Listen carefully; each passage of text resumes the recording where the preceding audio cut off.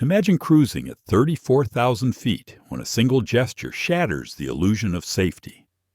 A devoted father and his 2 children board what should be a routine flight, only to find themselves at the mercy of a flight attendant's prejudice.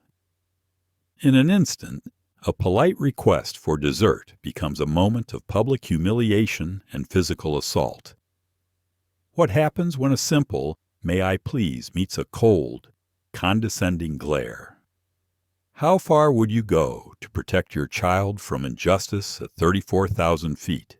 And what lengths would you take when the world refuses to believe your truth? This isn't just a story of one family's struggle. It's a glimpse into how power and privilege can hide behind polished smiles and uniform stripes. It asks us to question our own silence. Would you speak up? Who would stand with you? And what if the person you confront holds the keys to the very company you fly? Stay with us as we uncover the courage of a father, the resilience of a child, and the unexpected allies who transformed a single slap into a nationwide call for accountability. If you believe in standing up for what is right, hit that like button, share this video, and subscribe. Now this journey is just beginning. The cabin lights dimmed as NovaSky Flight 394 cruised smoothly at 34,000 feet above the plains of Colorado. Somewhere near row 3A, a 9-year-old boy named Elias Cross stared out the window, eyes wide and alive with curiosity. His breath formed faint fog on the glass as he traced the shapes of imaginary cities in the clouds. He was small for his age, but there was a quiet sharpness in the way he observed the world. His fingers rested gently on the armrest, rhythmically tapping a tune only he knew. He hadn't spoken in a while, not because he was shy, but because he'd learned that in certain spaces, silence was safer. Across the aisle, his sister Naomi, 13, watched him with a subtle tension in her shoulders. She was reading a graphic novel, but every few minutes her eyes would flick up to check on him, then across the cabin to someone else. Kendra Langley, the flight attendant assigned to first class that afternoon, moved with stiff precision. Her smile had a polished sharpness to it, like a blade that had never known warmth.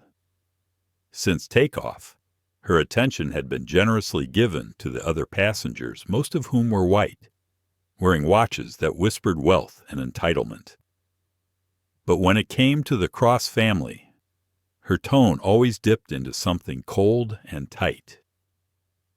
She hadn't asked their names. She hadn't offered them the complimentary champagne. When Damien Cross boarded with his children, she'd barely glanced up from her tablet. Now, as the dessert cart made its quiet glide up the aisle, Elias perked up. The top tray held slices of chocolate mousse cake with thin swirls of raspberry. He tilted his head. "Daddy," he whispered, tugging Damien's sleeve. "Can I get one?" Damien looked down from his seat, his face composed but tired. He had the posture of a man used to sitting in boardrooms and battlefields alike. His tailored charcoal gray sweater hugged broad shoulders, but nothing about him felt boastful. He smiled gently. "Of course. Just wait till she gets to us." Elias nodded, hands folded politely in his lap. His feet swung just above the floor, sneakers too new for scuffs. As the cart inched closer, Naomi leaned toward her dad. "She skipped us for drinks earlier," she murmured. Damien gave a short nod. "I noticed. You think it's because—" She hesitated. "Maybe," he said. "But we wait." Elias watched as the cart stopped in front of the row ahead. Kendra leaned in with a voice full of sugar, complimenting a passenger on his watch. The man laughed, touched her hand lightly, and chose the larger slice of cake. The entire exchange felt like theater. Then she moved forward, her eyes landing on Elias like he was a stain on clean carpet. Before she said a word, Elias smiled. "Excuse me, ma'am. May I have one?" Kendra didn't smile back. She didn't respond. She simply pushed the cart forward with a practiced flick of the wrist. Elias blinked. Naomi sat upright. "He asked you a question." Kendra turned slowly. "He'll have to wait. Don't reach." But he wasn't reaching. Naomi countered, her tone firm. Kendra ignored her, and then Elias, unsure if she had heard, reached gently toward the edge of the cart, not grabbing, just pointing. "I was just..." in a flash. Kendra's hand snapped downward. A loud, open-palmed slap cracked across Elias's hand. The sound echoed like a whip through the cabin. For a second, no one breathed. Elias pulled his hand back instinctively, eyes watering not just from pain, but humiliation. He looked at his sister, stunned. Naomi gasped. "You hit him. He touched food that wasn't his," Kendra said flatly. "He asked you politely," Naomi shouted. Passengers began to turn their heads. A few phones raised. The older man across the aisle sat up straighter. A woman clutched her pearls, but no one moved. Elias's hand trembled in his lap. He wasn't crying, not yet, but his lip trembled. Damien slowly stood. He didn't raise his voice. He didn't clench his fists. He didn't storm the aisle. He simply stood, buttoned his sweater, and looked at Kendra with eyes that didn't blink. "Did you just put your hands on my son?" he asked calmly. Kendra scoffed. He reached for something he wasn't allowed to touch. "He's 9, Damien said, voice soft. "And he used his words." Kendra stepped back, but there was no apology in her stance. Passengers are not allowed to touch service items. Passengers are not allowed to be struck, Damien replied. Mark Sanford, the lead flight attendant, approached from the galley. "Is there a problem here?" he asked. "She assaulted my son," Damien said, not moving his eyes from Kendra. Mark looked between them. "Sir, I'm going to ask that you return to your seat. Let's de-escalate." Damien turned slightly. "I am calm, but what just happened is not a misunderstanding. It's assault." Mark's eyes narrowed. "Let's not make this bigger than it is." Naomi stood up. "She hit him?"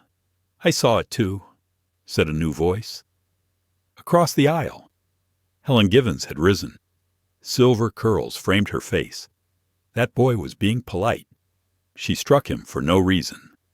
Kendra opened her mouth, but no words came. Damien pulled out his phone. Quietly. No bravado. No posturing. Just a simple swipe. He wasn't recording the past. He was preparing for what was about to come. He turned to Elias, still in shock. "You okay?" "Son?" Elias nodded weakly.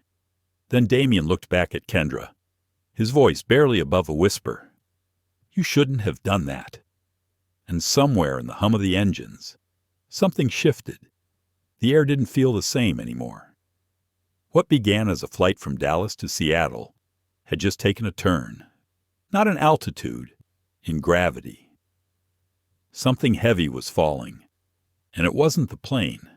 It was everything Kendra Langley thought she understood about power. Hours earlier, back at the gate in Dallas, everything had already begun to shift, though none of them knew it yet. Damien Cross had arrived early with his children, just as he always did. It was a habit he could never break.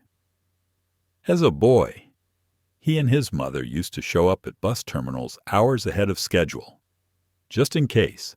That sense of vigilance had followed him into adulthood, even when the terminals became private hangars and the economy tickets became first class. He held Elias's hand as they walked toward the boarding desk. Naomi walked a few steps ahead, her backpack slung over one shoulder, braids bouncing with each step. She'd become more protective of her little brother lately, more aware. She was just 13, but sometimes Damien swore she read people better than most adults. "Are we early?" Elias asked, squinting at the gate sign. "Right on time," Damien replied. "Just how we like it." The gate agent, a woman with glossy hair and tired eyes, barely glanced up when she scanned their boarding passes. She didn't smile. No eye contact. She waved them forward as though flicking crumbs off a table. The moment they stepped into the jet bridge, Naomi whispered, "She was nice to the people before us." Damien looked at her. She smiled at them. She said, "Offered mints." He paused, placing a hand gently on her shoulder. "Some people only show you who they are after they think you won't say anything." Naomi tilted her head. "But we do say something, don't we?" He smiled, faintly. "We do, but not always right away." Inside the aircraft, the scent of leather and citrus greeted them. First class looked pristine, almost sterile. A tall man in a navy suit stood near the galley, clipboard in hand. His name tag read Sanford. Mark Sanford gave a perfunctory nod when he saw them. "Seats?" he asked. "3A, 3B, and 3C. Damien said. Sanford didn't offer to help with their bags. He didn't offer the usual warm welcome. He simply turned and walked away. Elias glanced up. "He doesn't seem very happy." Naomi answered before Damien could. "He just doesn't seem happy to see us." They settled into their seats, Naomi by the window, Elias in the middle, Damien on the aisle. Rows ahead, 2 white passengers were being served drinks and hot towels. Rows ahead, 2 white passengers were being served drinks and hot towels. The attendant smiled broadly, joking with them like they were old friends. Kendra Langley, even from several feet away. Her presence felt sharp, her posture perfect. Her smile strained when it finally turned toward Damien's brow. She didn't come over. Naomi watched with a furrowed brow. "Dad." "We didn't get towels. Let it go for now," Damien said. "We'll watch." They did. Over the next 10 minutes, Kendra served 3 more rows, all white passengers, all with graciousness and warmth. Champagne flowed. She laughed at small talk, offered extra pillows. She crouched beside one older man to help him with his shoes. And then she passed their row entirely. Naomi straightened. Seriously. Elias fiddled with his seatbelt, his lips pressed together. "Did we do something wrong?" Damien looked at his son and felt something heavy settle in his chest. This wasn't new. Not to him. We did nothing wrong. A few minutes later, Kendra returned to their row. Her tray was almost empty now. 1 small bottle of sparkling water and a cup of pretzels. Without a word, she dropped the items on Naomi's tray table and turned. "Excuse me?" Damien said, calm and measured. "Is there any juice available for the kids?" Kendra turned her head slowly. Her eyes narrowed as if his voice was an inconvenience. "We're out," she said. The other passengers already made their selections. Her words were clipped. "Final." "I see," Damien replied. He didn't press it. Not yet. Kendra walked away. Naomi leaned over, whispering. "She lied. I saw her pour orange juice just 2 minutes ago." "She did," Damien said. "Then why are you letting her? Because this," he said quietly, "isn't the moment. But it's coming."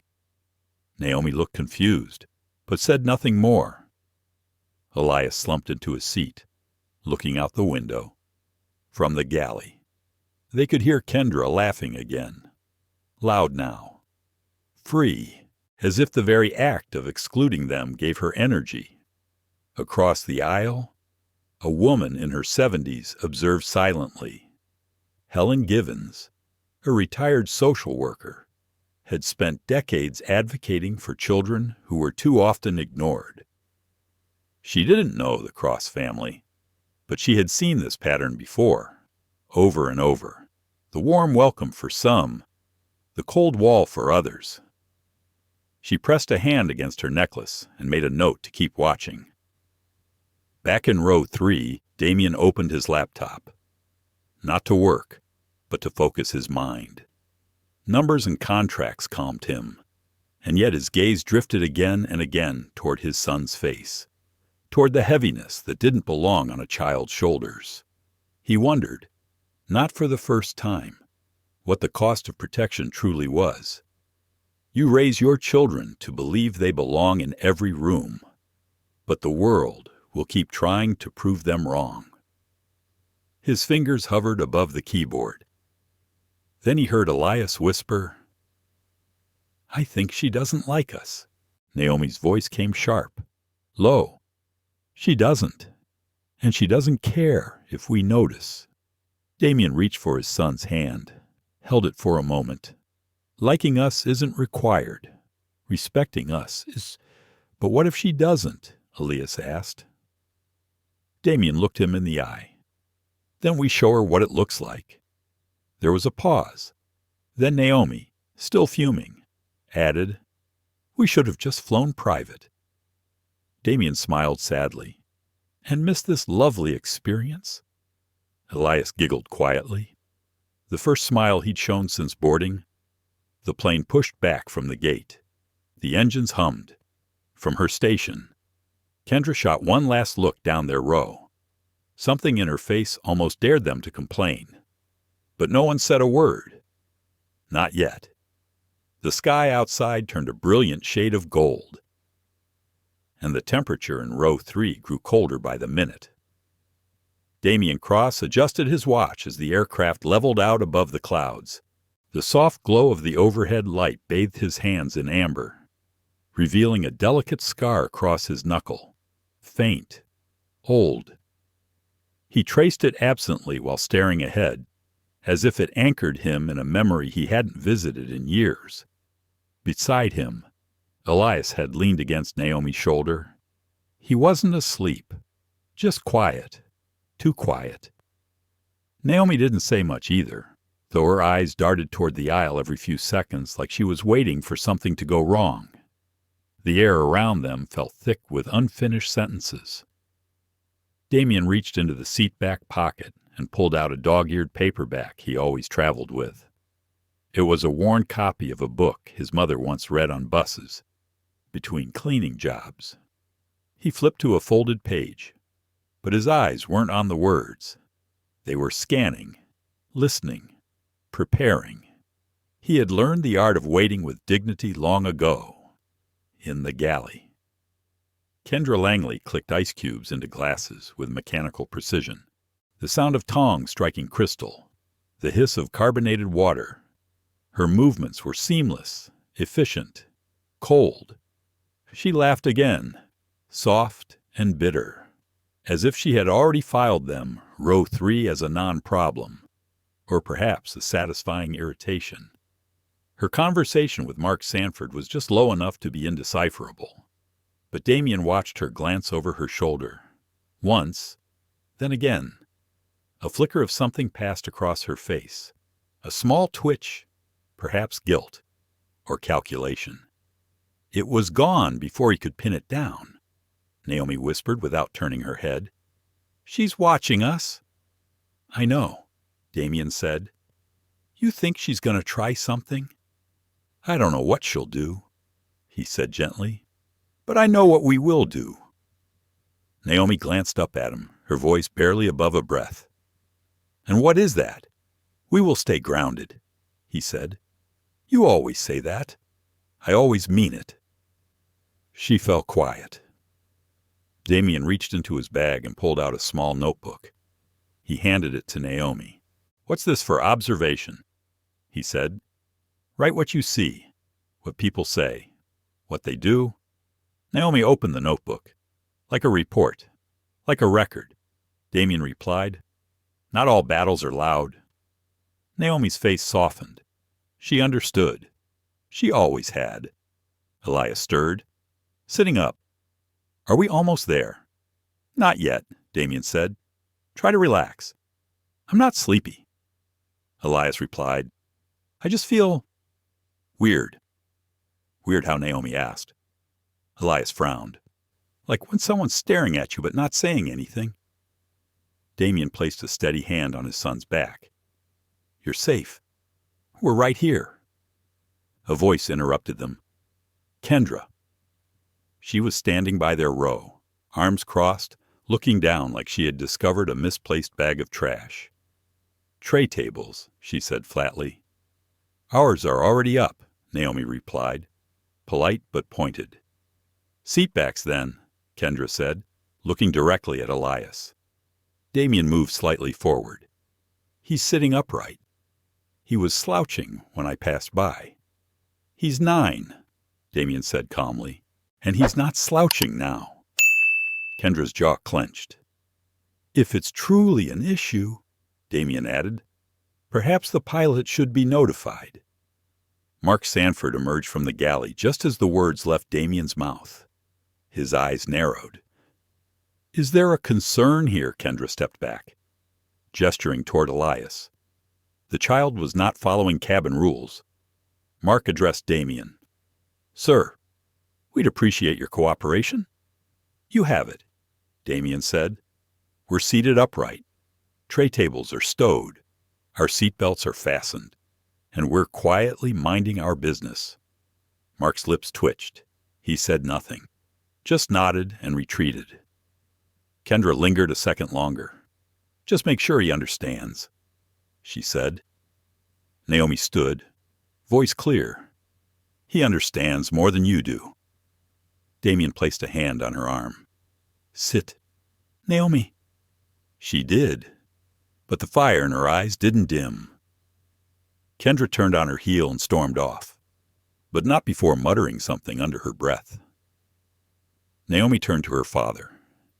She said, They're always difficult. I heard her. I know. She thinks we don't belong here. She's wrong, Damien said. The tension dissolved into a slow silence.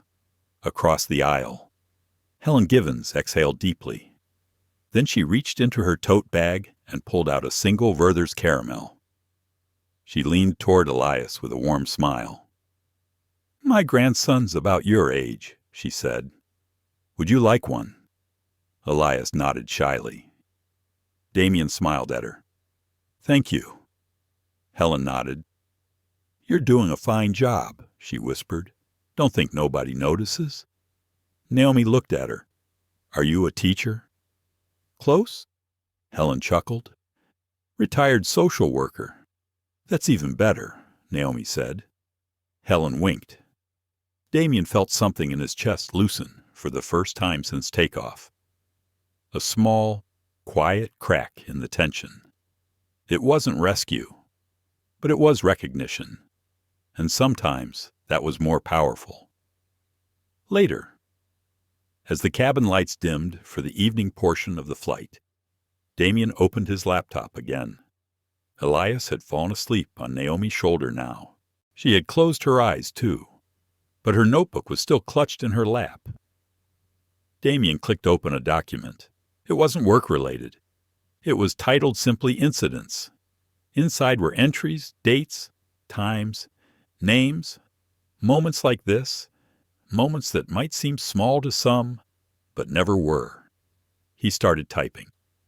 Flight 394, NovaSky, June 12th, first class. He described the tone, the lack of greeting, the omission of basic services, the body language, the eye contact, the refusal of juice. He didn't exaggerate. He didn't embellish. He just told the truth. As he wrote, the words formed patterns, not just of behavior, but of a culture, a rot, one that didn't always announce itself loudly. Sometimes it whispered. Sometimes it smiled. Sometimes it wore a name tag. He saved the file. Then he sat back. He looked down at his children, and for a moment, He allowed the mask to slip. Just a little. His hands curled into fists in his lap. Not from rage, from the weight of holding it all in. This wasn't new. It wasn't rare, but it never stopped hurting. He stared ahead, and quietly. He planned. The sun had begun its slow descent outside the window, casting soft rays of fading gold over the wing of Flight 394. Inside the cabin, the light changed too, not just in brightness, but in energy. Something was shifting. The air felt heavier, like everyone was waiting for the next wrong word, the next sharp glance. Naomi sat upright now, no longer reading. She was watching. Elias had asked earlier if he could have a second bag of pretzels. Damien had encouraged him to politely ask. When Kendra passed again with the snack basket, Elias smiled. "Excuse me, ma'am. May I have Kendra?" Didn't even stop walking. Elias flinched. Naomi gripped the armrest. She ignored him on purpose. "I know," Damien said, his voice calm. "That's the third time." He nodded again, slowly, across the aisle. Helen Givens watched from behind her glasses. She had seen enough in her life to know when something wasn't just about snacks or seatbelts. There was something cruel unfolding here, disguised in politeness and policy. Then came the spill. It was small. Elias had finally been handed a cup of apple juice by Mark Sanford, who hadn't spoken a word when placing it. His fingers were trembling from the tension in the air, and the turbulence didn't help. The cup tipped slightly and juice splashed over the tray table, dripping down toward his lap. "I'm sorry," Elias gasped. Naomi grabbed a napkin. Damien leaned forward to help. Before they could clean it, Kendra appeared. "What is going on here?" she demanded. Her voice wasn't loud, but sharp enough to make Elias freeze. "He just spilled a little," Naomi explained, blotting the tray. Kendra yanked the napkin from Naomi's hand. "Is this a playground now?" she said. "You're in first class." Damien's tone dropped to something steel-cold, but quiet. "Lower your voice." Kendra turned toward him. "This is a safety issue." "A child spilling juice is not a safety issue," he said. "But your tone is—" Mark appeared again, hovering. "Is there a problem?" he asked with a neutral face. Damien didn't even look up. "Yes." Mark glanced at Kendra. She folded her arms. Damien added, "I've asked for assistance. It's been ignored. My children have been spoken to with hostility. That's a problem." Mark sighed. "Sir, I understand your concerns, but we're mid-flight. Can I ask you to stay calm and we'll address it when we land?" Naomi stood. "Why should we wait until we land when it's happening now?" Kendra snapped. "Young lady, sit down." "I'm speaking," Naomi said. "And you hit my brother earlier. I saw you." Kendra's nostrils flared. "That's a lie." Damien slowly stood, his presence commanding, but still composed. "Enough." Other passengers were now turning in their seats. Some whispered. One took out a phone, not recording yet, but close. Mark stepped between them. "Let's keep this civil. Folks." Helen Givens leaned across the aisle. "Excuse me. I believe I have something to add." Mark turned to her. "Surprised?" "Yes." Ma'am Helen's voice was clear and unwavering. "I've been watching since the moment we boarded. That man and his children have been mistreated every step of the way." Kendra interrupted. "That is not true." Helen didn't blink. "You skipped them, refused them drinks, spoke to them like they were beneath you. And just now, you belittled a child for a spill." Mark tried to pivot. "Let's not make assumptions." Helen cut him off. "I don't assume. I observe. That's what I did for 40 years as a social worker." Damien looked at her, gratitude flickering across his features. Naomi exhaled.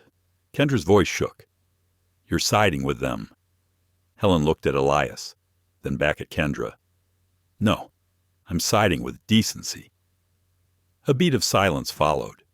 Tense, exposed. Then Elias whimpered. "My stomach hurts." Naomi turned to him immediately. "Is it cramping again?" Elias nodded, eyes welling. "It feels like pressure." Damien crouched beside him. "From the cabin." "Maybe," Elias whispered. Damien reached into his carry-on and pulled out a small black case. Inside was a set of dissolvable strips Elias used when cabin pressure triggered his anxiety-induced nausea. He handed one to Elias, who placed it under his tongue. Naomi turned to Kendra. "Can we get ginger ale?" Kendra crossed her arms. "That's for turbulence only." Mark stepped forward. "We can make an exception." "Thank you," Damien said, still not looking at her. Kendra scoffed and disappeared into the galley. Naomi whispered to Damien. "She's trying to humiliate us. She's trying to provoke," he said. "That's different. Same result." He paused, watching his son swallow hard. "Maybe," he said, "but we choose how we respond." Naomi wasn't convinced, so we just keep taking it. Damien looked at her. "No," he said. "We record it." Naomi pulled her phone out of her sweatshirt pocket and tapped the record button. She didn't hold it high, just placed it casually in her lap. Helen noticed. She nodded in approval. "Smart," she whispered. 15 minutes passed. Mark returned with ginger ale, handing it to Elias without a word. The boy sipped it slowly, the color returning to his cheeks. For a while, there was peace, but only on the surface. Underneath, something was building. The other passengers had grown more restless. Some had begun whispering about what they'd seen. A man in 2D murmured to his wife. That wasn't right. A woman in the back of first class shifted uncomfortably in her seat. She kept glancing back toward Damien. Elias had started to doze again when it happened.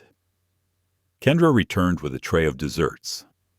She stopped at each row, offering small plates of chocolate mousse, lemon tart, or fruit slices. Her tone was soft, her face warm, until she reached row 3. Without saying a word, she turned her back. Elias opened his eyes just in time to see the tray pass him. Naomi's voice was sharp. "Why do you skip us again?" Kendra turned slowly. "Is there a problem?" she said with mock sweetness. "You didn't ask if we wanted dessert," Naomi said. Kendra glanced at Damien. "I assumed you didn't want anything." "You assumed," Damien repeated quietly. Naomi stood. "My brother wants cake. He's 9. That's not hard to understand." Kendra raised a hand toward Naomi. "Sit down. Now." Elias flinched, and that was it. The moment snapped. Naomi didn't move. Damien stood again, his eyes calm but unblinking. "Step away from my daughter," he said. His voice was low, deadly serious. Mark arrived a second later, looking flustered. Kendra said, "They've been hostile since boarding." Damien didn't blink. "We've been harassed since boarding." Mark looked at the other passengers. He saw their faces, the tension, the glances, the quiet judgment, and he realized they were losing the cabin. Damien took out his phone, pressed one button. A call connected. "Put me through," he said softly. "Now." He said no name, no company. But his voice had changed. Something final had begun. The cabin had gone still. No overhead announcement could match the silence that followed Damien's words. "Put me through." Now, even those unfamiliar with his name felt the shift. It wasn't the volume of his voice. It was its weight. Quiet. Absolute. Final. It was the voice of someone who did not need to raise himself to command a room. Naomi stood beside him, her hands trembling slightly. Not with fear, but fury. Elias, now fully awake, clutched the empty ginger ale cup and looked between the adults with wide eyes. Kendra Langley, still standing by the dessert cart, watched Damien like he had just spoken a different language, one she didn't understand, one she had never learned to fear. Mark Sanford, the lead flight attendant, stepped in. "Sir, if there's an issue you'd like to report, I can—" Damien raised a single hand, not to silence, but to pause. "I'm not reporting this," he said quietly. "I'm correcting it." He turned his body slightly, so his voice could reach Naomi without losing his focus on Kendra. "Sweetheart," he said gently, "take your brother and sit down." Naomi hesitated, then obeyed. She helped Elias back into his seat and buckled his belt, though her eyes never left her father's face. Kendra scoffed under her breath. "Really? This is absurd." Helen Givens, still seated across the aisle, leaned forward just enough to be heard. "You might want to stop talking now." Mark looked at her, then back to Damien. "Who did you call?" Sir Damien didn't answer. He turned slightly away, phone pressed to his ear, and spoke in a clipped tone. "Yes, I need the operator to initiate blackout protocol for NS-394. Immediate, flag priority code A4. Mark's eyebrows shot up. "What is he talking about?" Kendra muttered. "He's bluffing." Helen let out a breathless chuckle. "You better pray he is." Naomi leaned toward her father again. "What does that mean?" Damien glanced at her. "It means the system will log every movement on this aircraft. Right now. Every camera. Every crew report. Every recorded cabin announcement." Mark stepped back. "Wait. You can't initiate." Damien turned to him calmly. "I can. I just did." Kendra's face went pale. Mark stammered. "You're saying you have authority over airline operations." Damien looked him squarely in the eye. "That's what I'm saying." Naomi blinked. "Dad," Elias whispered, "are we in trouble?" "No, son," Damien replied. "We're finally safe." The intercom crackled. "Ladies and gentlemen, this is your captain speaking. We're currently cruising at 34,000 feet. There is no turbulence on the radar, but we've received a signal from ground operations asking us to maintain course and await further communication. Thank you for your patience." The voice sounded calm, but behind the words was something new. Confusion. Suspicion. Someone had just told the flight crew that something was happening mid-air. And it wasn't coming from air traffic control. It was coming from corporate. Passengers began murmuring. A few leaned into the aisle to look toward row 3. Whispers fluttered like paper caught in wind. "Who is he? What does he mean, blackout protocol? Is he a government agent?" Naomi sat up straighter. "What's going to happen now?" Damien exhaled. "Depends on what they choose to do." Mark approached slowly, suddenly choosing a more polite tone. "Sir, I'd really like to understand what's going on." "I imagine you would," Damien said. "But let me ask you something first. How many passenger complaints have you ignored this year?" Mark shifted uncomfortably. "I'm not sure I follow. How many people have raised their hands and been dismissed because they didn't wear the right watch, or speak the right way, or come from the right zip code?" Mark said nothing. Damien continued. "How many crew members have had their misconduct buried under logbooks and policy jargon because someone said, 'Let's handle this quietly'?" Mark hesitated. "Sir, if you're implying I'm not implying anything," Damien interrupted. "I'm stating facts. And the fact is, Your cabin crew has publicly harassed and physically assaulted my child." Gas rippled behind them. A man 3 rows up began recording on his phone. A young couple across the aisle locked hands. Everyone could feel the unraveling. Kendra finally spoke again. "I didn't hit him. I tapped his hand to stop him from reaching into a cart." Damien turned to her. "You don't touch a child. You don't slap a child. You don't raise your voice at a child. Not yours, and definitely not mine." Mark stepped forward again. "Mr. Cross," Naomi blinked. "Wait, you know our name," Mark froze. Kendra's eyes widened. Damien smiled for the first time since boarding. "That's what I thought."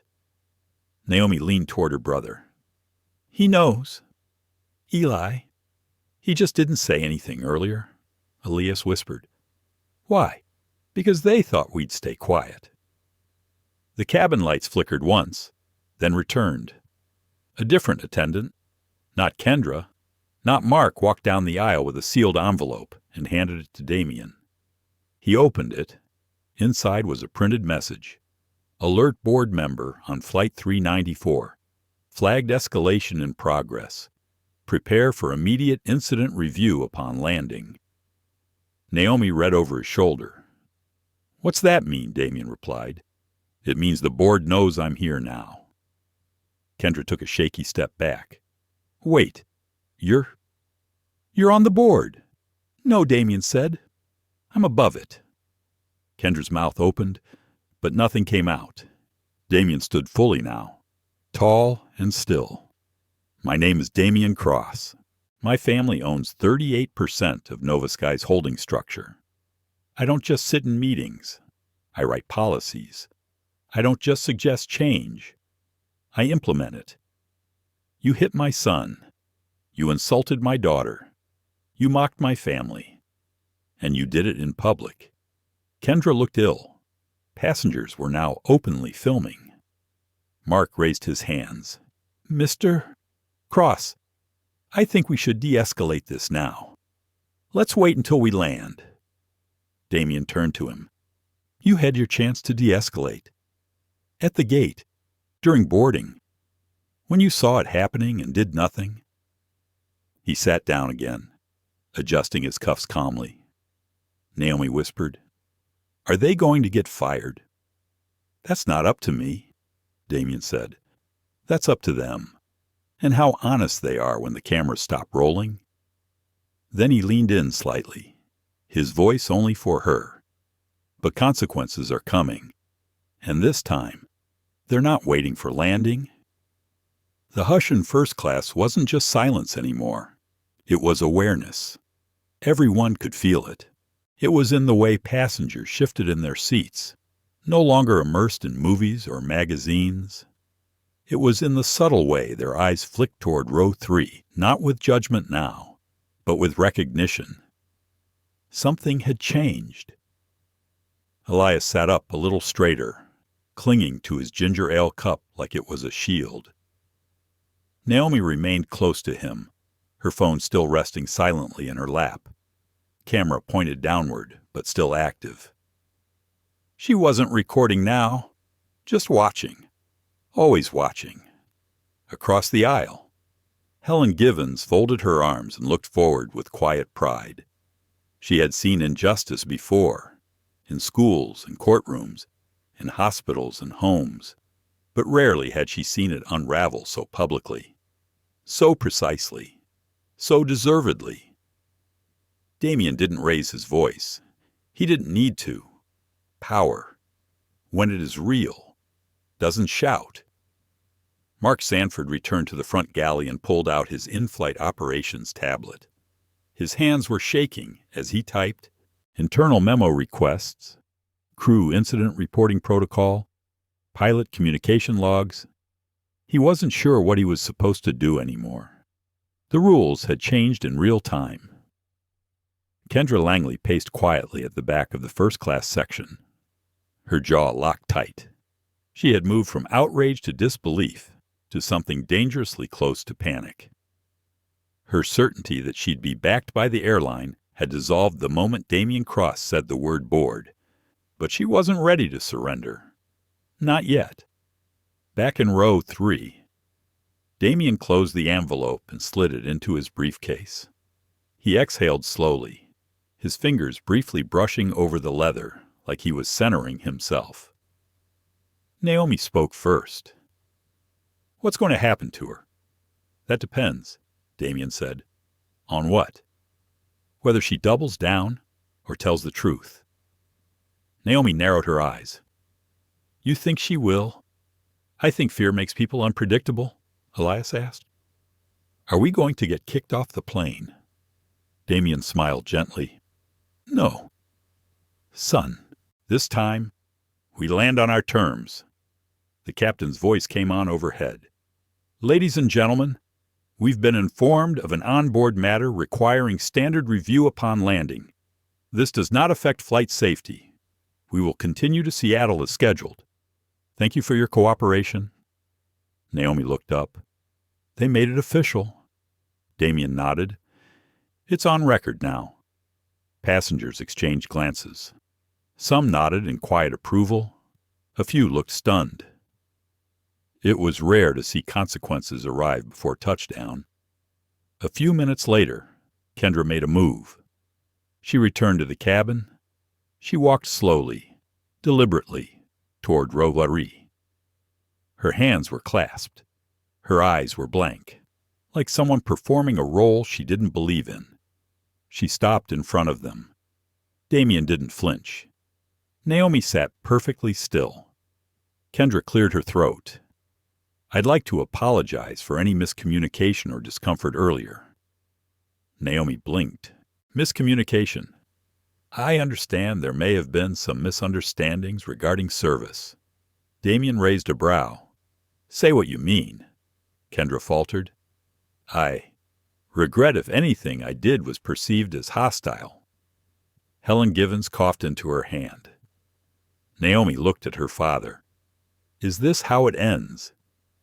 Damien looked up at Kendra. "No," he said. "This is how people try to protect their careers when they realize they've already lost them." Kendra's jaw tightened. He continued, "You skipped us, repeatedly. You withheld basic service. You scolded my children. You slapped my son's hand. You escalated instead of listening.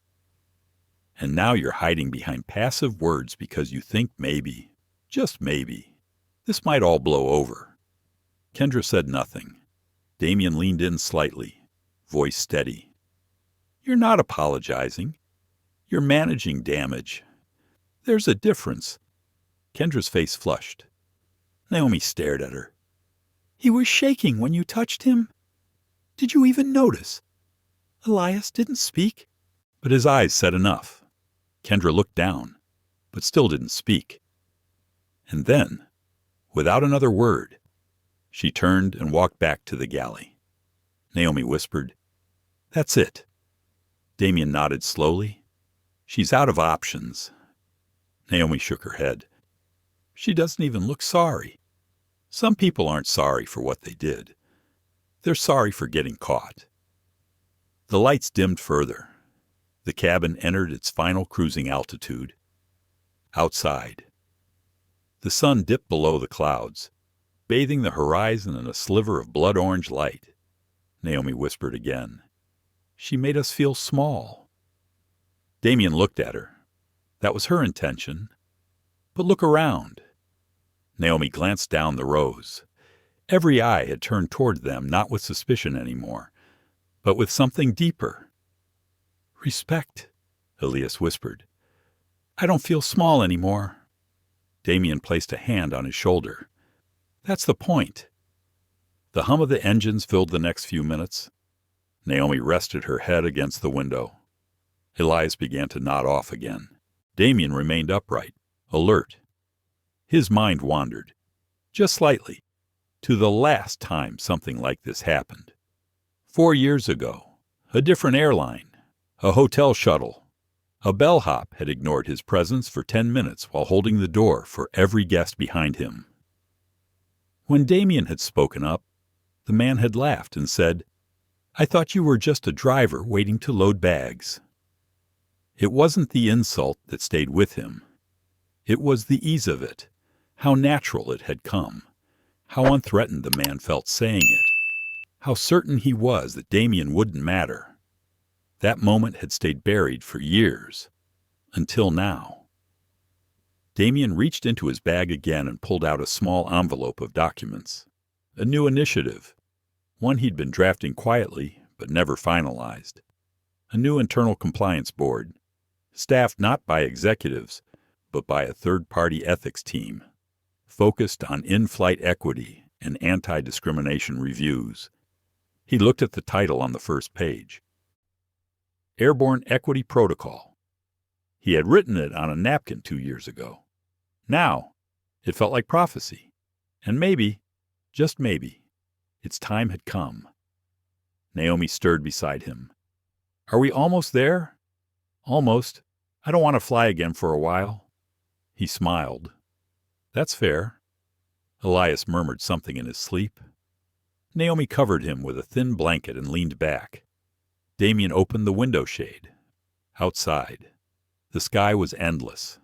Dark above, glowing below, somewhere beyond that horizon. Seattle waited. So did accountability. The engines powered down with a soft sigh. Passengers noticed the jolt long before the captain's announcement came through. "Ladies and gentlemen, this is your captain. We're making an unscheduled stopover at Salt Lake City International Airport due to an administrative matter. Please remain seated with your seatbelts fastened until the aircraft comes to a complete stop. We apologize for the inconvenience." A collective murmur rippled through the cabin. Some passengers glanced at their watches. Others peered out the windows at the valley spread below the wing. Elias stirred on Naomi's shoulder. His eyes fluttered open. "We're landing again." Damien nodded quietly. "Yes, but not for long." Naomi frowned. "Is something wrong with the plane?" "Nothing like that," he said. "We've been asked to disembark temporarily." Kendra Langley was the first crew member through the cabin doors, her uniform still crisp, her smile tight with anxiety.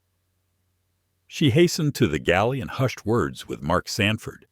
Their heads came together, and for a moment Naomi thought she saw genuine fear in Kendra's eyes. Mark emerged, cleared his throat, and approached Damien. "Mr. Cross," he began, voice cautious. "We've been instructed to remove the entire first-class cabin crew pending investigation." Naomi's mouth dropped open. Mark continued, "We'll have replacement staff waiting to ensure your continued comfort.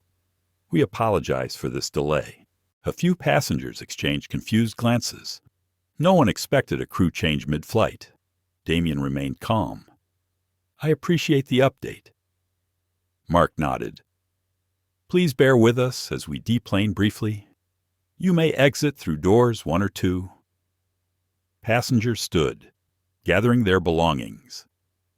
The cabin creaked with stretching limbs and shifting luggage. Helen Givens stood and offered Elias her hand. "Come on, dear, let's see the runway." Elias squeezed Naomi's hand before taking Helen's. Naomi nodded at her father.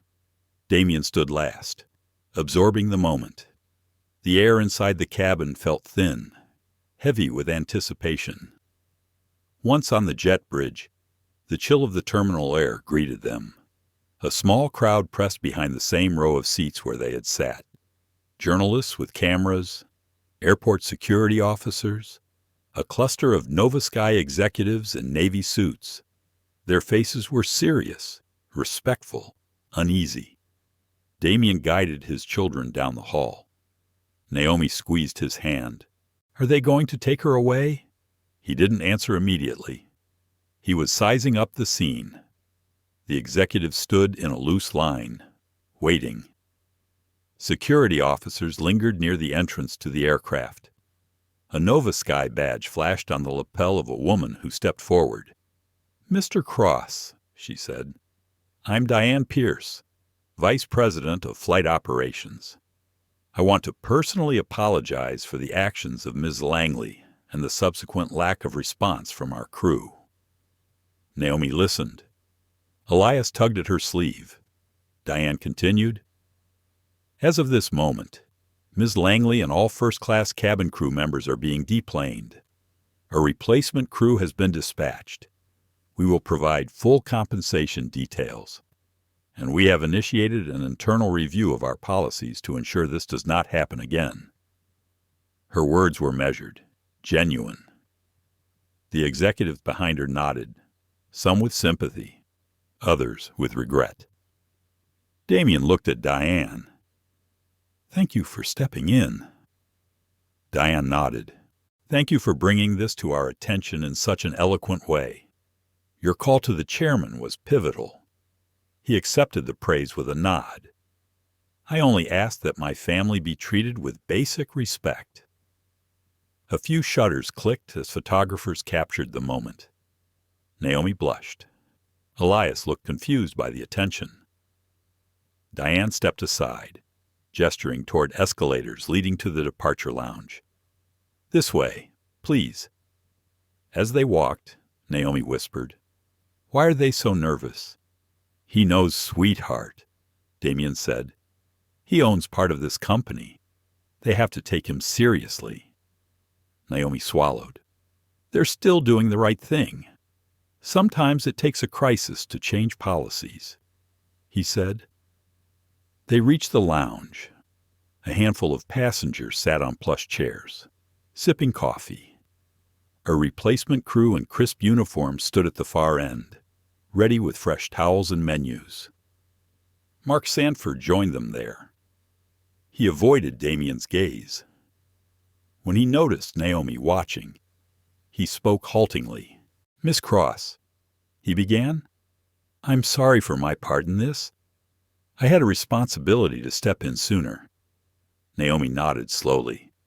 "Thank you." Elias tugged at Mark's sleeve. Mark handed him a branded teddy bear with NovaSky stitched on its chest. Elias hugged it tightly. Damien looked on. "Thank you," he said to Mark. Mark exhaled deeply. "You're welcome, sir." They settled into chairs by a window overlooking the tarmac. Through the glass they could see Kendra and her colleagues walking down the ramp toward a line of buses, their heads bowed, surrounded by security. Naomi watched them go. They don't look happy. They have to face the consequences of their actions. Damien said. Elias pointed. "Look there." On the bus platform. A retired pilot with silver hair stepped forward. He held his hand up. Kendra paused. It was Michael Harrington, a veteran NovaSky captain known for mentoring young flight attendants. He opened his arms and embraced Kendra gently. Naomi frowned. "Who's that someone who believed in her?" Damien said softly. Now he's realizing he was wrong to ignore the warning signs. Michael stepped back and looked Kendra in the eye. She nodded, tears in her eyes. He patted her shoulder gently before turning away. Helen squeezed Naomi's hand. "Even when people we respect fail us, we must insist on accountability." Naomi nodded. "Even then." The replacement crew approached. Fresh aprons and trays of warm towels. They offered apologies and took drink orders. The cabin smelled of coffee and toasted bread. The Cross family reboarded. The new crew welcomed them warmly, offering juice, napkins, blankets. Naomi felt a weight lift in her chest. Elias climbed into a seat and pressed the teddy bear's paw. A small recorded message played, "Welcome aboard." He giggled quietly. Naomi climbed into her window seat. She smiled at her brother. "I guess he likes NovaSky." Damien closed his eyes for a moment and exhaled. Then he opened his laptop. He drafted an email. Subject line Airborne Equity Protocol Implementation. It included bullet points on diversity training, anonymous reporting channels, mandatory in-flight equity audits. It referenced their family's experience, It outlined actionable steps. He paused, pulled his gaze back to his children. They were safe. They were seen. They were heard. He clicked send, and as the plane prepared for pushback, Damien allowed himself a small smile. They were landing on their terms. The following morning dawned clear in Seattle, but the Cross family awoke under heavy skies of a different kind. The events on Flight 394 had become national news. Alerts pinged relentlessly on Damien's phone tweets, notifications, headlines. Elias rubbed his eyes at breakfast. Why's everyone talking about us again? Naomi picked at her pancake. People are upset. They think you ruined a nice flight attendant's life. Elias's gaze widened. But she hit me. Naomi sighed. She's saying you were the one causing trouble. Damien looked up, his expression calm but weary. I'll handle it. He tapped his screen. Within seconds, a televised news clip played on the kitchen TV, a bright set behind Kendra Langley, soft lighting that hid wrinkles. A sympathetic morning show host leaned in. Kendra, thank you for joining us, the host said. You've been through an ordeal. Do you feel justice was served when you were removed from your post? Kendra dabbed a tissue to her eyes. I've devoted 20 years to customer service. I never once thought I would be portrayed as a violent person. I was simply doing my job, ensuring safety. That sweet boy was disruptive, and his father used his power to destroy my career. The host nodded. So you feel this was about money and status rather than genuine misconduct? Kendra sniffled. Absolutely. The ticker below read Stan with Kendra. Naomi grimaced. They're backing her. Elias's lip quivered. They don't believe me. Damien set down his coffee. He rose and paced, mind racing. This was expected, predictable even, but it still stung. He stopped in front of his son. I know this seems unfair, but why don't they believe me? Elias asked. I saw her slap me.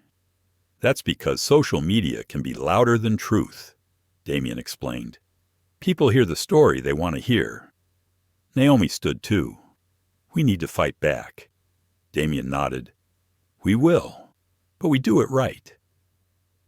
He returned to his laptop and typed official statement from Cross Nova Ventures. We stand by the integrity of Mrs. Givens' testimony, the evidence from the flight data recorder, and the recordings captured by my daughter's device. We will not tolerate character assassination in the service of prejudice. He paused before hitting send.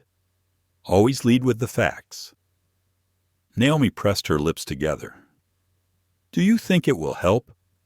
It's a start, Damien said. He emailed the statement to every major news outlet.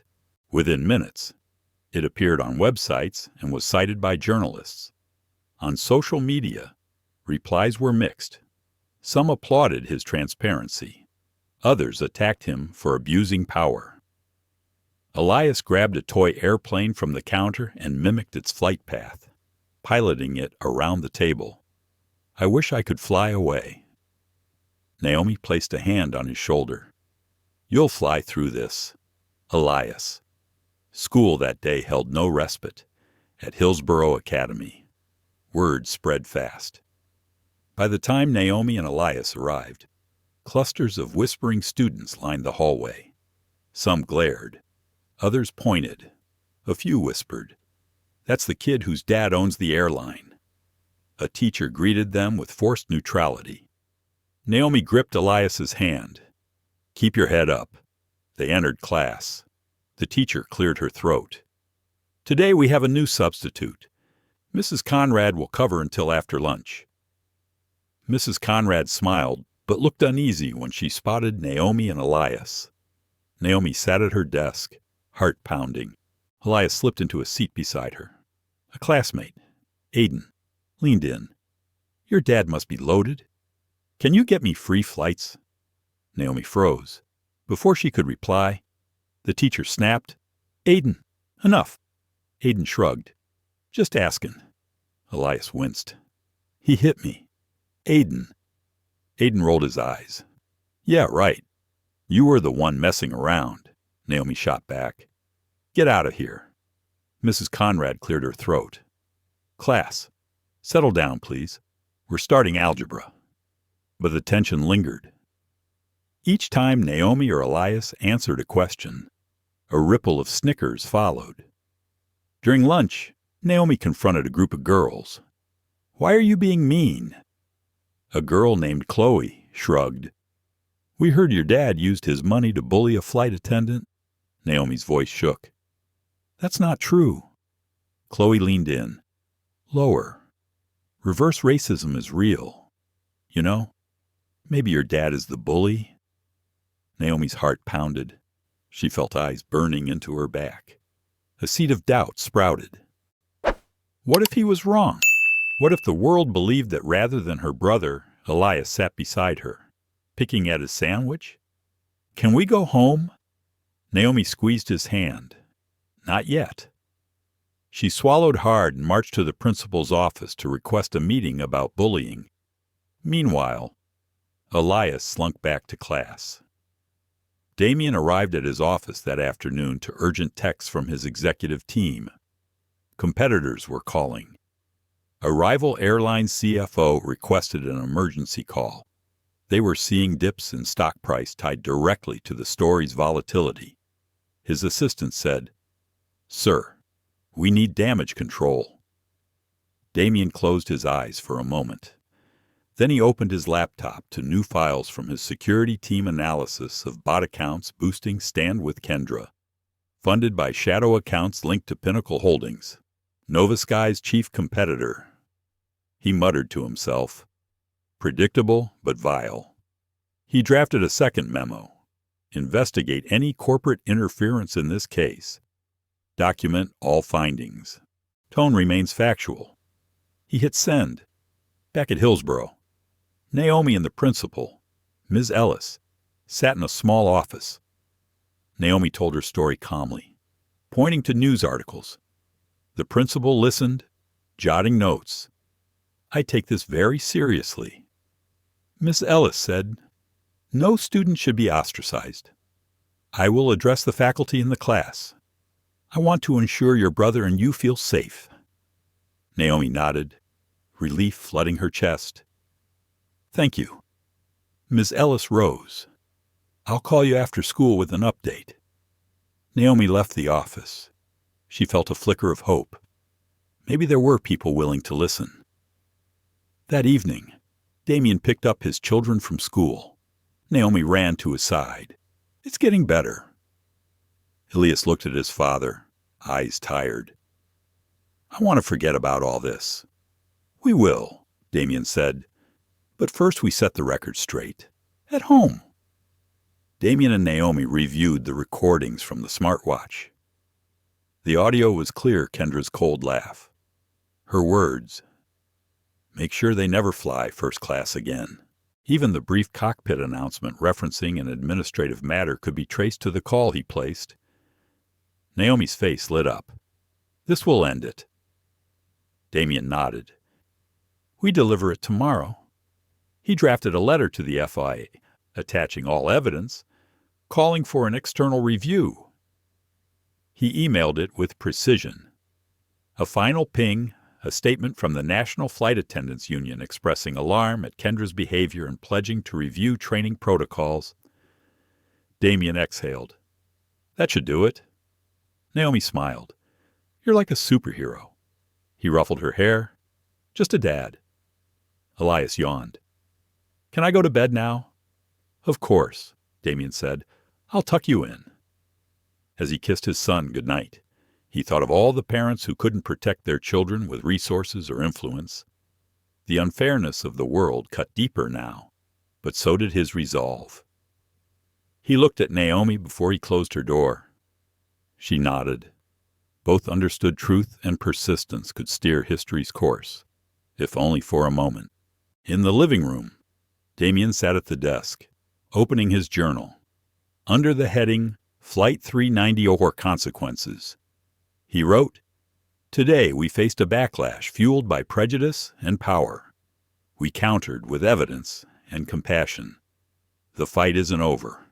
It's only beginning." He closed the journal and stood. Outside, the night sky shimmered with distant lights. Somewhere above, NovaSky Flight 394 continued onward, carrying passengers who now saw a different kind of journey in an ordinary flight, one toward accountability, one toward justice. The following day broke crisp and clear. But for Elias and Naomi, the shadows of yesterday lingered. Damien dropped them at Hillsborough Academy, the morning air smelling of damp grass and ambition. As they walked toward the entrance, a group of students filmed them on their phones. Naomi's heart sank. Elias squeezed her hand tighter. The world still felt heavy. Inside, Mrs. Ellis, the principal, stood beside the flagpole. She raised her megaphone and called the students to attention before classes began. "Good morning, students. Today, I want to address a serious matter regarding respect and truth. We have witnessed some hurtful behavior toward two of our own. This school values honesty and kindness above all else.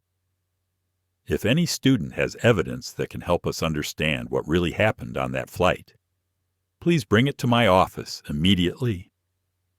A hush fell. Phones went silent as students processed the announcement. Some exchanged apologetic glances. Others smirked. Many simply looked at Elias and Naomi with new curiosity. Later, in her Spanish class, Naomi felt eyes on her as she opened her notebook. She glanced at Elias, seated a few desks away. He stared at the front. His pencil hovered over the page, but didn't write. During the break, Naomi beckoned him. "Let's go to the library," she whispered. They slipped through hallways and arrived at the quiet stacks. Elias's hand still clutched the NovaSky teddy bear. Naomi sat at a table, arms folded. "What's going on?" Elias asked softly. Naomi exhaled. "Did you save that recording from your watch?" Elias nodded, pulling his small smartwatch off his wrist. He pressed a button and tapped the screen. Naomi watched as the audio waveform appeared on her phone. She plugged in her headphones and replayed.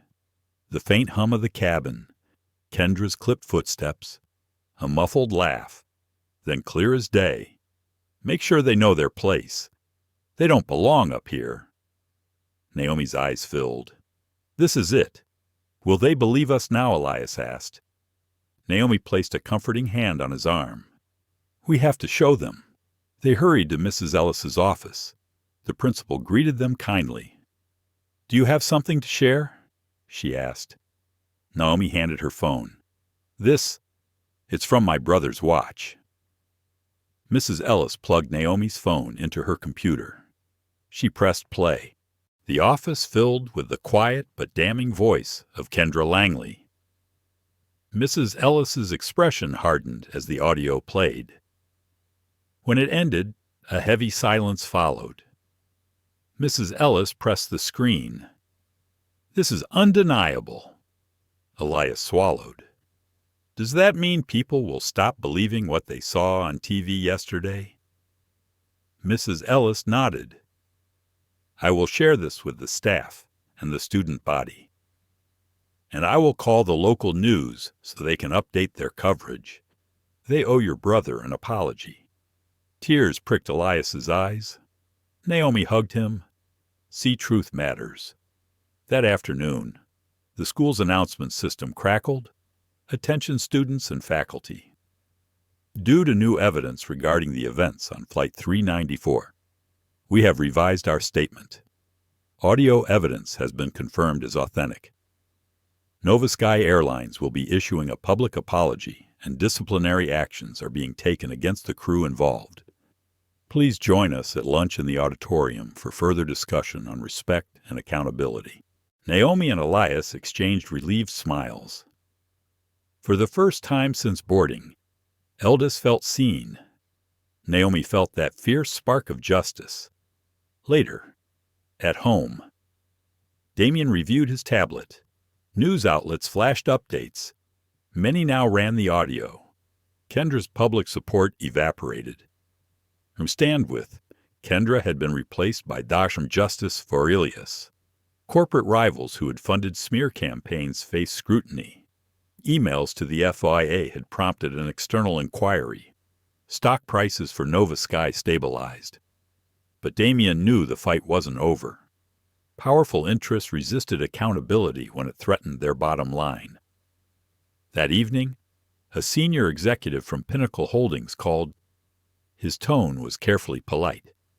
"Mr. Cross, I wanted to express regret for how our support of Ms. Langley inadvertently fueled false narratives. I hope this matter can rest, and we can continue our positive business relationship." Damien listened. "I appreciate your call. However, until I see concrete steps toward systemic change, my firm will reevaluate all partnerships." There was a long pause. "I understand." Naomi watched her father. Elias sat nearby drawing a spaceship. The tension in the room was replaced by quiet determination. Later, Damien joined his children in the living room. They watched the evening news together. A reporter stood outside NovaSky headquarters. NovaSky Airlines issued a formal apology today to the Cross family and announced mandatory diversity and sensitivity training across all staff. CEO Richard Thornton has resigned, and a third-party investigation is underway. NovaSky's board has unanimously approved Damien Cross's proposed airborne equity protocol to prevent similar incidents in the future. Naomi smiled. "That's amazing." Elias yawned. "I'm glad." Damien turned off the TV. He knelt between them. "You two were brave," he said. "Truth matters more than anything. But it's not enough to expose wrongdoing. We must build systems that stop it from happening." Naomi nodded. "That's why your protocol is so important." He wrapped an arm around each child. "Exactly." Late that night, Damien sat at his desk, drafting the final version of the Airborne Equity Protocol. He outlined anonymous reporting channels, regular equity audits, passenger advocacy roles, mandatory crew training modules led by experts. He added a section on in-flight child protection guidelines. He paused and reflected on Helen Givens' role as witness. He drafted her a personal note. "Thank you for standing up when others stayed silent. Your courage made this all possible." He sent the note via email. Her reply arrived seconds later. "It was my duty. Keep fighting." Damien leaned back, closing his eyes. The journey that began with a single slap at 34,000 feet had become something far bigger. It had exposed a network of prejudice and power. It had revealed the fragility of truth, and it had shown how a family's courage could reshape an industry. Outside, the city lights of Seattle shimmered. Tomorrow, Flight 394 would continue its journey to Vancouver with a new crew, new policies, and a world watching. But for now, the Cross family sat together, safe in the knowledge that they had changed the sky forever. The corporate world moves at a different pace than a jetliner in flight. But when the Cross family story broke, the two worlds collided with thunderous impact. Damien woke before dawn, the orange glow of sunrise cutting through his bedroom blinds. His phone buzzed steadily. Headlines scrolled by in endless feeds. Legal notices, investor memos, market analyses. Even his own companies felt tremors. He dressed quietly, knotting a navy tie. The pattern reminded him of the clouds over Dallas when Flight 394 first took off. Soft gray whispers against blue sky. In the kitchen, Naomi poured orange juice for her brother. Elias sat at the table, eyes bright but cautious. "Big day," she asked him. He nodded, then crumpled slightly. "People are saying I lied again." Naomi squeezed his hand. "You know the truth." Damien joined them with a travel mug of coffee. "We're headed to Halifax," he said. "I have a conference, but I'll be on calls all day." He kissed each of them on the cheek. "Be brave. I'll be home tonight." Naomi managed a small smile. Elias nodded and sipped his juice. Outside, NovaSky's headquarters towered above the city like a glass monolith. Damien's driver dropped him at the entrance. The lobby was calm, but the air felt electric. Security officers scanned badges with extra vigilance. Executives greeted him with nervous bows. In his office, Damien found his team gathered around a long conference table. Charts displayed corporate stock movements, social media sentiment graphs, legal risk matrices. His general counsel, Mariah Dawson, looked up with relief when he entered. "Good morning," she said. "We've confirmed 2 class action suits filed this morning, one by a travel advocacy group alleging systemic discrimination, the other by a consortium of frequent flyers seeking damages for emotional distress." Damien exhaled slowly. "Expected. What's next?" "We've prepared a press conference," Mariah said. "You're scheduled to appear at 10. We've drafted remarks emphasizing transparency and commitment to change." Damien nodded. "I'll review the script." Outside the door, Naomi called. He ignored the first call. The second he answered, "Dad," she whispered. "Hey, partner," he said softly. She sighed. "I got shoved in the hallway by some kids at school. They said I ruined their weekend." His heart tightened. "I'm sorry. Naomi, did anyone help? Mrs. Ellis did. But I felt small." Damien swallowed. "You are not small. I know." But he heard the doubt. "Listen," he said. "We'll get through it. We have proof. We have allies.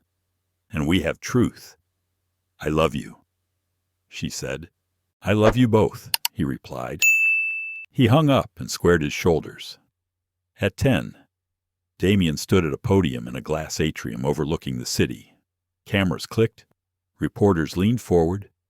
He took a breath. "Good morning. I am Damien Cross, a stakeholder in NovaSky Airlines.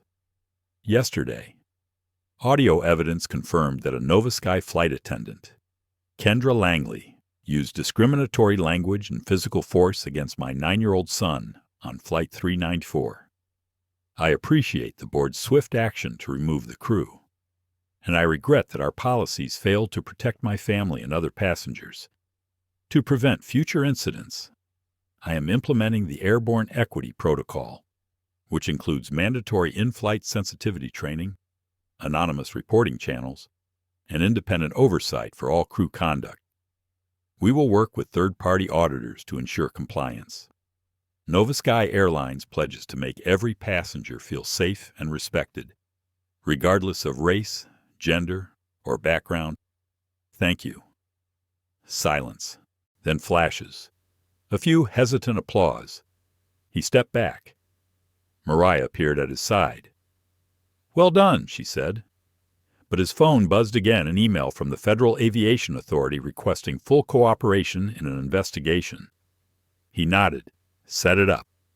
He left the atrium for his corner office, where Helen Givens waited. She rose and hugged him, tears in her eyes. "I watched you face them all," she said. "I'm so proud." He held her. "Thank you for standing up." She pulled back. "You gave me hope." He smiled, then saw Naomi's name calling again. He sighed. That afternoon, as he prepared for his Halifax flight, a new message arrived. A confidential memo from Pinnacle Holdings revealed they had quietly withdrawn funding from a major cross-industry research initiative spearheaded by Cross Nova Ventures. The withdrawal was abrupt, unexplained. The initiative had been months from launch. It was corporate retaliation disguised as business prudence. Damien stared at the screen. They thought they could scare him into retreat. He typed a reply, We will proceed. We'll find new funding. Then he dialed Mariah. Prepare legal action for breach of contract and inform our new backers that we need their commitment now more than ever. They need to stand with us. She nodded. Understood. He closed his laptop, packed his bag, and headed to the executive elevator. Later, on the tarmac, as he boarded a private jet bound for Halifax, he paused at the doorway. A flight attendant greeted him. Mr. Cross, welcome aboard. We've arranged your preferred beverage. Damien offered a small smile. Thank you. The attendant handed him an espresso. He noticed her badge, a new uniform, new training. She seemed genuinely warm. He sat down, closed his eyes, and exhaled. The noise of the world receded. Inside, he reflected on a phrase Naomi had said earlier. We have proof, we have allies, and we have truth. That truth had been his compass through the turbulence. Allies like Helen Givens, even unexpected ones like the union elders who now demanded broader reform. Elias's watch recording had pierced the false narrative, but systemic change required more than a single piece of evidence. It required persistence. He tapped his phone. A draft tweet popped up. Truth demands integrity. Thank you to everyone who stood with us. Now begins the work of real change. Airborne equity. He hesitated, then hit send. Above the clouds, the private jet ascended. The Minneapolis skyline glittered below. He thought of Kendra Langley. She was a woman who had been shielded by policies that allowed prejudice to fester. But now the shield had fallen, and the fall had exposed more than one wrong. He sipped his espresso and set his jaw. His children would not have to face this alone. And one day, perhaps, no child would.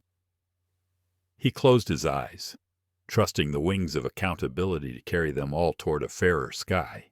The federal courthouse in Seattle hummed with activity. Swarm lights from news crews flashed outside, reflecting off the polished steps. Stephen Cross parked his car and guided Naomi and Elias toward the entrance. Today was the sentencing hearing for Kendra Langley, but Damien's mind was already halfway to the next phase, systemic reform. Elias clutched his teddy bear. Naomi kept close to her father's side. Neither spoke as they walked the marbled hallway where every echoed footstep sounded like justice being served. Inside the courtroom, reporters lined one side, their cameras poised. On the other side sat Kendra's legal team, exhausted from weeks of testimony. Kendra herself looked smaller than before, dressed in a simple gray suit that made her look fragile, human at last. Damien entered with Helen Givens at his side. Mariah Dawson followed, carrying files. The judge's bench was high and solemn. Judge Ramirez reviewed documents, eyes sharp behind her glasses. When everyone was settled, the courtroom door closed with a soft thud. Judge Ramirez spoke. We are here to impose sentence in the matter of United States versus Kendra Langley. The defendant has been found guilty of assault and civil rights violations for her actions against a minor passenger on board NovaSky Flight 394. Kendra's shoulders tensed. Damien felt a pang of sorrow. No one wanted this result when it first began, but accountability demanded consequences. Judge Ramirez continued, Count 1, physical assault of a minor. Sentencing guidelines recommend a term of incarceration. Count 2, civil rights violation under Title 18 U.S. Code, Section 242.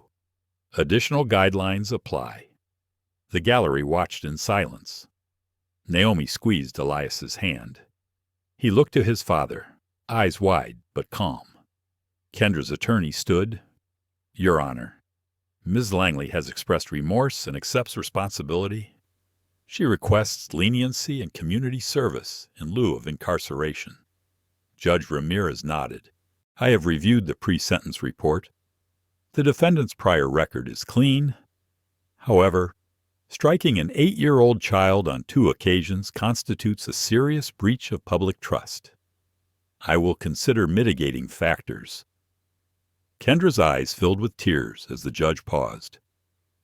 I hereby sentence you to 2 years of probation, 500 hours of community service focusing on child advocacy programs, and mandatory attendance in sensitivity and nonviolence training.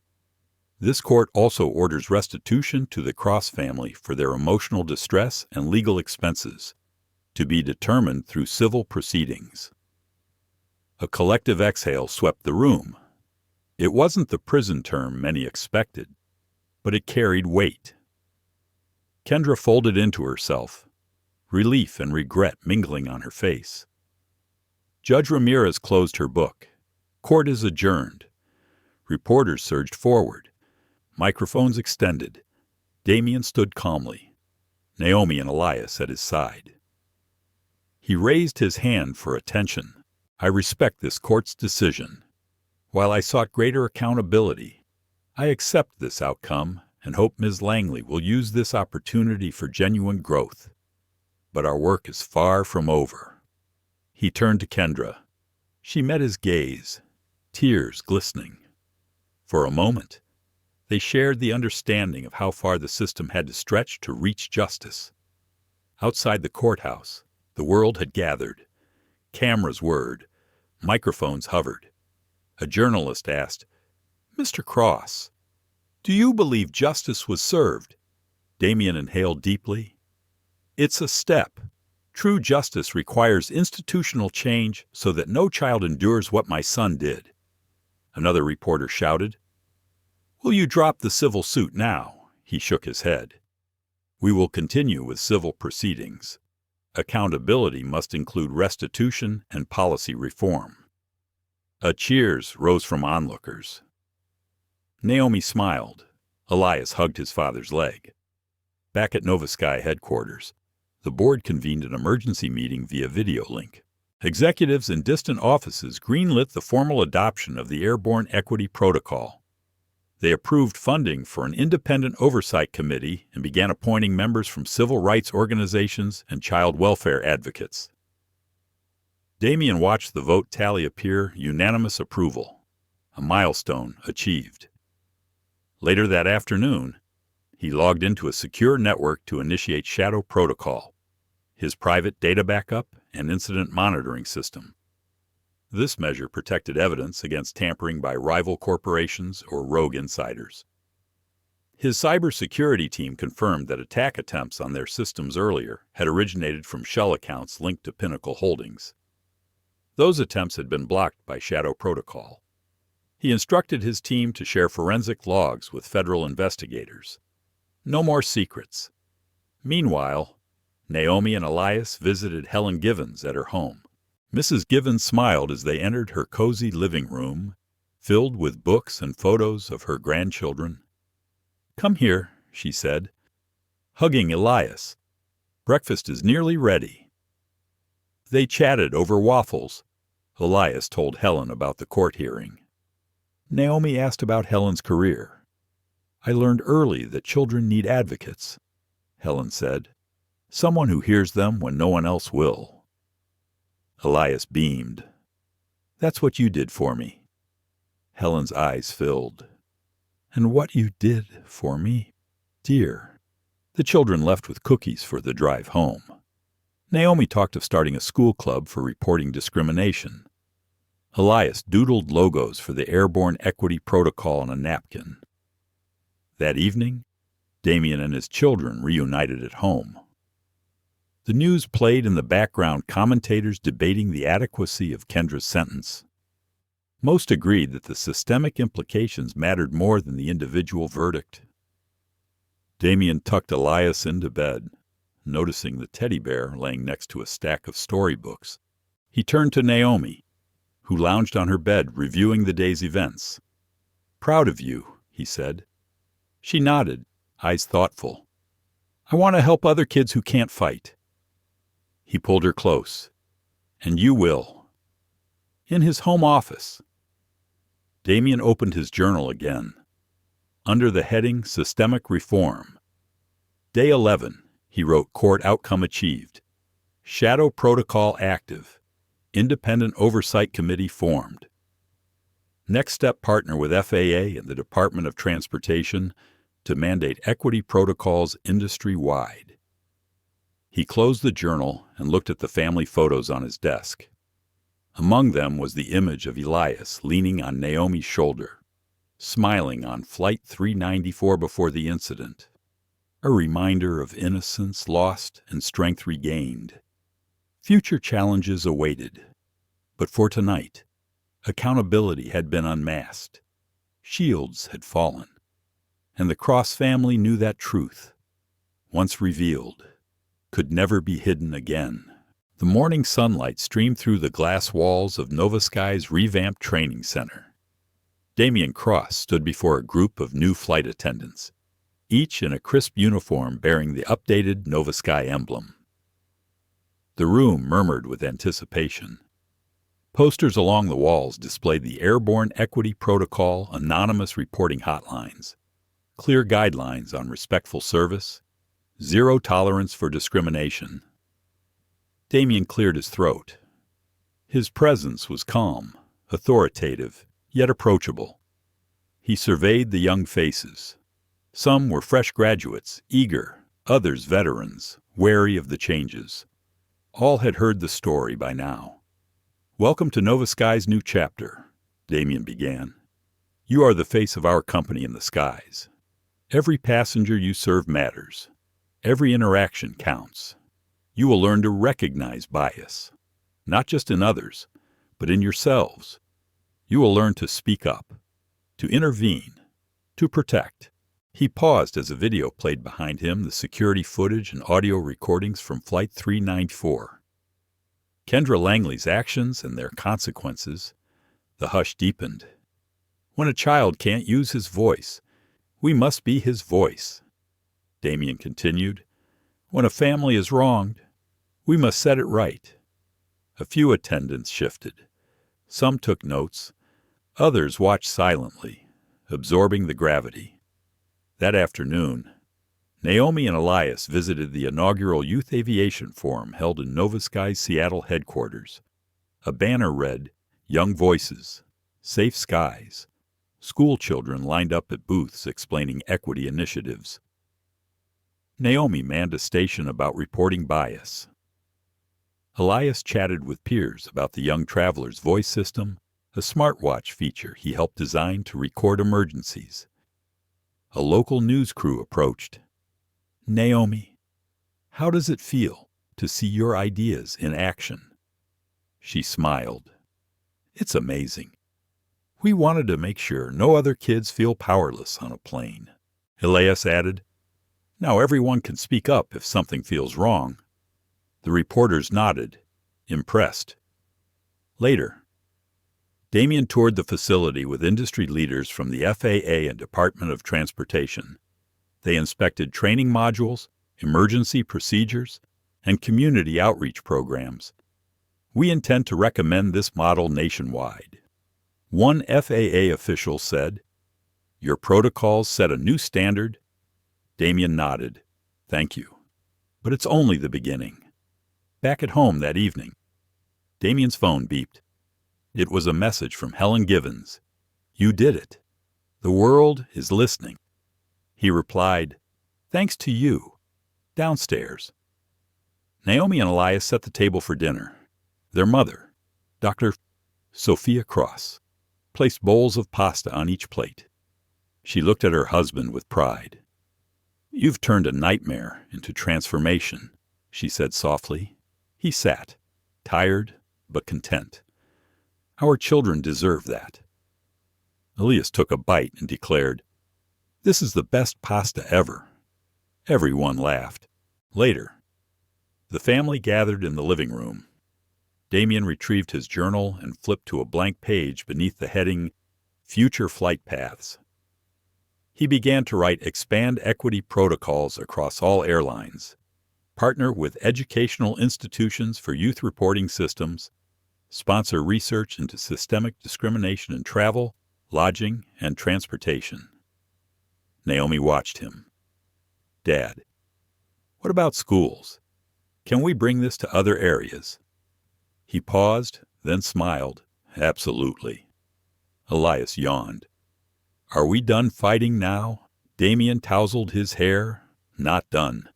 But we're on the right path. A soft chime sounded on their smart home system. A notification. SkySafe Kids Launch Weekend, an event featuring stories of young advocates nationwide. Naomi's eyes lit up. That's us. Elias grinned. We're part of something big. Damien stood and pressed a button on the wall panel. The living room lights dimmed, and a slideshow began on the wall, images from Flight 394 court hearings, NovaSky reforms, youth forum, and now the SkySafe Kids event.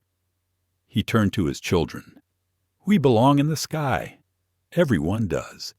And together, we make sure it stays safe. Outside, a NovaSky plane took off against the orange horizon. In that moment, the Cross family understood the truth. They had fought for dignity as not earned by wealth or position. It is a right that can and must be defended, in the air and on the ground, by every person, every crew, every passenger. Their journey had begun with a single slap at 34,000 feet. It ended with a promise that no voice would go unheard, no person unseen. As the plane ascended, so did their hope, because in every sky, under every canopy of clouds, everyone belongs. The end. What began as a routine flight became a powerful lesson in dignity, compassion, and the strength of truth. We watched a family's love turn into action, and in doing so, challenge an entire industry to do better. Through their courage, we were reminded that every voice matters and that injustice must never go unanswered. If this story moved you, give it a thumbs up to honor their bravery. Share it with friends who believe in standing up for what is right. And don't forget to subscribe, because the fight against discrimination doesn't end here. Join us for more real stories that inspire, challenge, and remind us all that empathy can change the world. Until next time. Thank you for watching and for being part of a community that refuses to stay silent.